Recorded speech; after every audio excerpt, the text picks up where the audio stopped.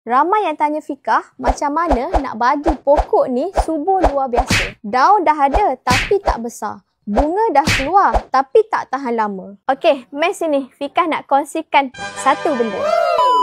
Pokok ni Abang Kak, dia bukan perlukan baja semata-mata tahu tak. Tapi dia perlukan juga cahaya matahari untuk dia buat makanan sendiri supaya dia ada tenaga untuk keluarkan hasil yang luar biasa. Secara asasnya Abang Kak, pokok ni dia serap 4% je cahaya matahari. Tapi sebenarnya tak cukup pun untuk dia percepatkan tumbuh sarang dia. Jadi, macam mana kita nak tingkatkan penyerapan cahaya matahari pada pokok kita ni?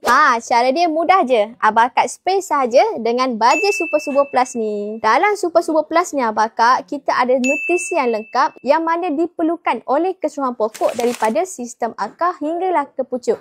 Dan untuk formulasi baru ni Abang Kak, kita ada tambah satu teknologi baru iaitu Phyto Boost 13 ni Abang Kak. Phyto Boost 13 dia berfungsi untuk membantu daun tu serap cahaya 30% lebih cepat daripada biasa iaitu penyerapan dia hanyalah 4% je. Bila pokok ni cepat serap cahaya matahari, barulah tumbuh sarang dia pun makin laju. Jadi, Abang Kak boleh nampak perubahan pada pokok Abang Kak tu.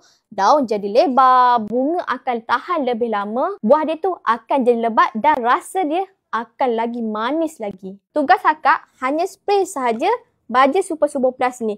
Tak perlu bancuh, tak perlu sukat, hanya goncang dan spray saja pada bahagian daun, batang dan juga pada bahagian tanah seminggu sekali sahaja. Jadi, kalau Abang Kak nak tengok Super Subur Plus ni bantu mempercepatkan tumbuh sarang pokok Akak Abang, tekan sahaja Shop Now di bawah sekarang.